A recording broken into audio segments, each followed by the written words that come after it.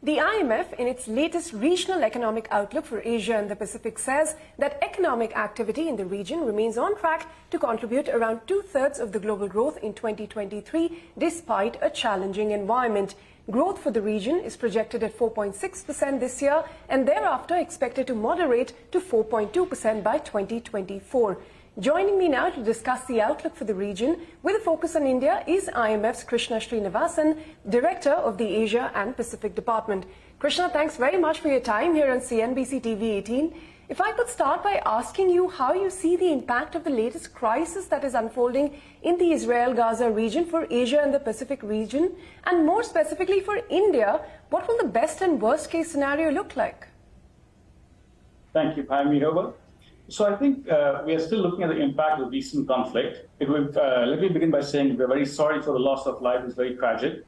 But again, on the economic impact, we need some time. One channel through which the region might be affected is through increase in oil prices. And here the answer is that what we've done at a global level is for a 10% increase in oil prices, global GDP comes down by 0.15% the following year, and inflation goes up by 0.4 percentage points. Now, of course, this is a global estimate. The numbers could vary for Asia, and in particular, inflation numbers will be higher for Asia because India, largely it's an oil importing region.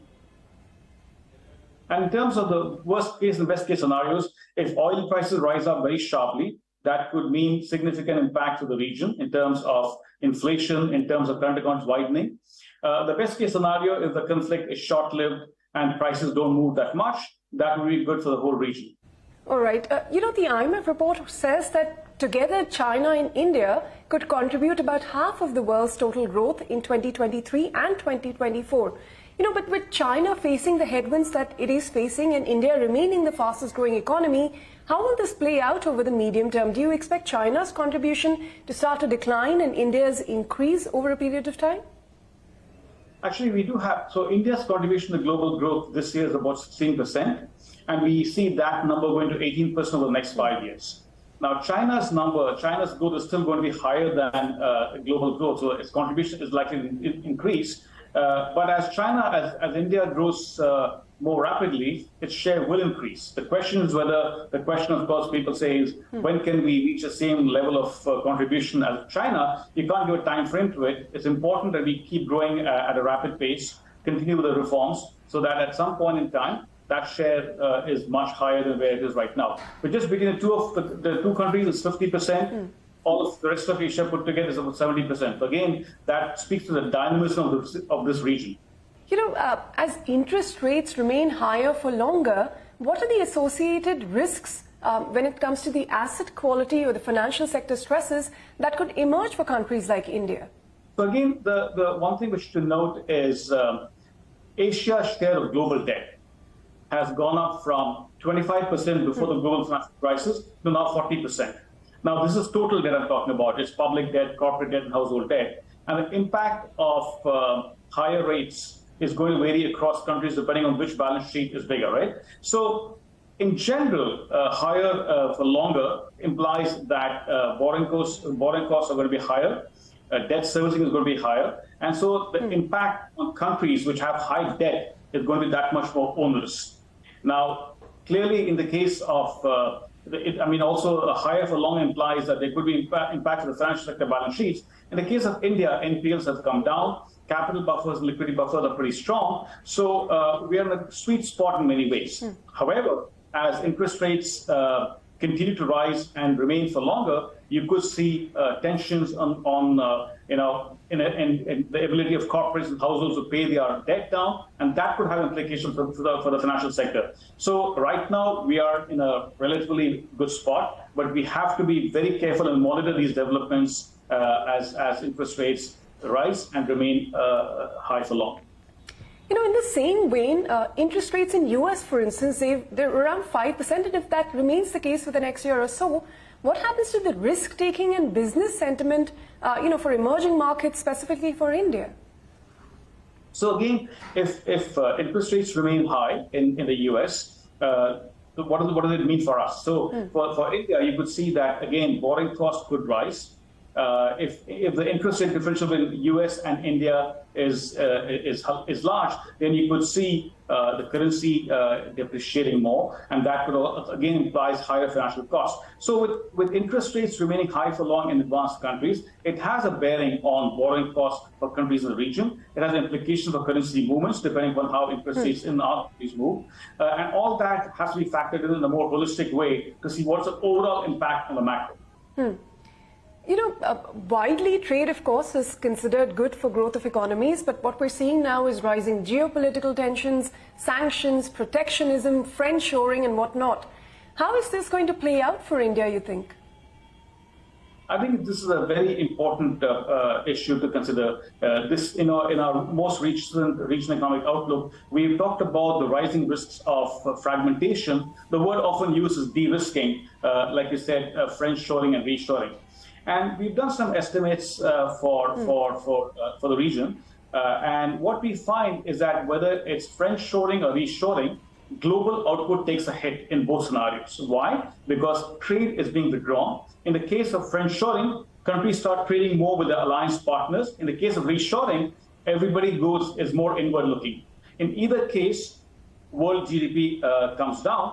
In the case of friendshoring, global GDP comes down by 1.5%. In the case of reshoring, where the impact is much more significant, global GDP comes down by 4.5%. So whether we look at one aspect of de-risking or the other, the fact is everyone hurts. In the short term, to be clear, in the short term, some countries could benefit from trade diversion because trade comes towards them. However, over the long run, because of what happens to global to GDP in the US, GDP in China, overall demand comes down, and so that hurts everybody. So again, this is a risk which we have to mitigate. Everybody has to work towards it and to make sure that the risks of fragmentation don't fully materialize. That is a big risk indeed. But you know, this China plus one strategy again, do you think it's going to significantly benefit India in any way? Is it necessarily advantage India? Because, you know, there has to be interest from global corporates to manufacture here. That's a very good question. I think, one thing we have to understand is that these global supply chains are well established. So any fundamental change will take some time, right? At the same time, the question is, are we seeing any signs of changes in global supply chains? And if you look at data on trade and investment, you do see some signs, right? You do see some trade going towards other countries. You are seeing investment going into other countries. So this is something which will, if you want to see a fundamental shift, it'll take for a long time. But in the near term, you could see gradual shift, which is what we are seeing. But for countries to benefit from this, they have to go in terms of deepening reforms, which can make the country attractive for both investment and for trade. You know, speaking of reforms, a big push to make in India has come from a mix of production-linked incentive schemes that the government has introduced here, and it's also accompanied by restrictions on imports, like we saw in the case of laptops very recently. Your thoughts on this strategy that India is adopting? So the production-linked schemes, I think it's too early to make an assessment of how useful they have been in terms of getting investment, in terms of generating jobs. I think it's too early to call that. But I would say that in terms of, one area where India has shown really brightly is the whole issue of digitalization. Digital public infrastructure, the use of internet, the use of digital technology, and so on. So given that, the impressive strides India has made in that context, limiting the import of laptops and IT equipment is not the right way to go. So I think one area of reform for India also is on trade liberalization. They're having some recent curbs on exports, some recent curbs on imports. If you want to reach your potential, I think we have to move much more on eliminating some of these trade restrictions. Yes, there are domestic compulsions.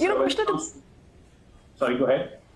I was just saying, if you put all of this together in this new global order where, the supply chain, all of that is getting reset, do you think India is winning in the race to get a piece of this global supply chain?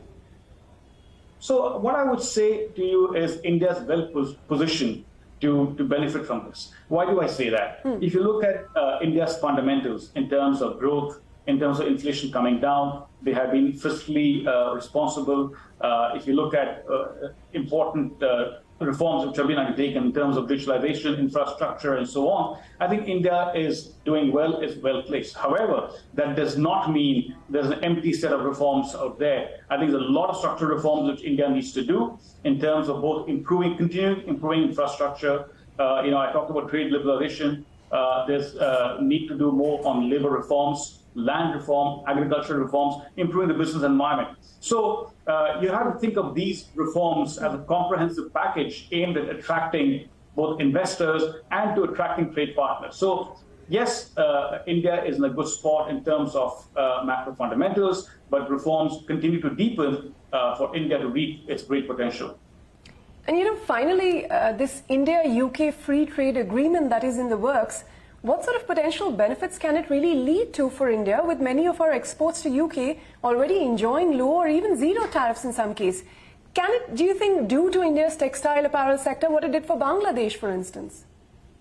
So I think in general, what I would say is we need to respect multilateral trading platforms, go through, make reforms, including the context of the WTO and so on. But I think India has chosen to intensify trade relations with countries. They have a deal with Australia, with UAE, and now with UK.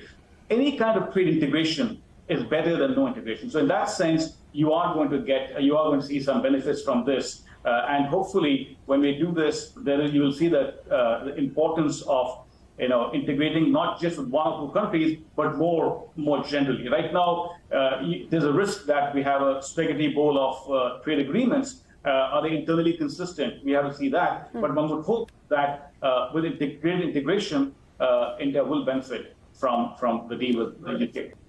Well, on that note, Krishna, thanks very much for sharing your thoughts here and for your time here on CNBC TV18. Thank you.